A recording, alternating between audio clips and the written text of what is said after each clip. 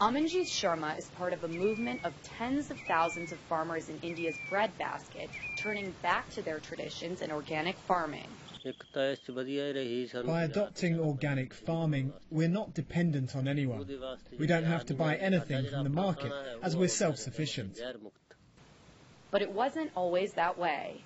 Millions of farmers in India got hooked on chemicals and pesticides during the so-called Green Revolution, a time in the 1960s when the Indian government began importing hybrid seeds to increase crop yields after a major famine. This opened the door for several foreign agricultural corporations to sell into this new market.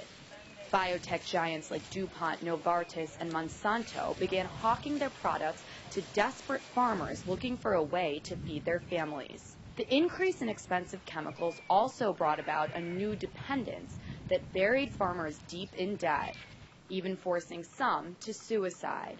Almost 2,000 have taken their lives every year over the last 2 decades. Money is going to the pockets of multinationals, not in the pockets of the farmers. If you saw the atlas of the farmer suicides, you will notice that the farmers had committed suicide only in those states where the Green Revolution is introduced. Farmers like Sharma also noticed that while he had an initial spike in crop yields, ultimately his soil was so depleted of its natural nutrients, it became infertile. And the incidence of cancer due to chemicals in the community's drinking water increased significantly. In the years since the Green Revolution, more farmers here in Punjab are starting to reclaim their land and stopping the use of chemicals here.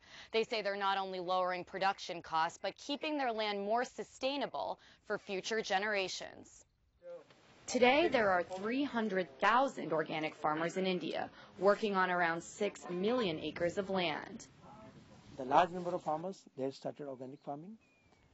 I'm very much optimistic that these farmers will certainly lead to a way out where we will find a pro-nature, a pro-people model of agriculture. Farmers say they are able to make more money and spend less without using any chemical pesticides, fertilizers, and seeds. By adopting organic farming, we can conserve our land, the environment, water, and also wildlife that will be beneficial for the next generation. For Amanjeet, being self-sufficient means using traditional farming practices without chemicals made by foreign self-serving corporations. Priya Sridhar, RT, Jaipur, India.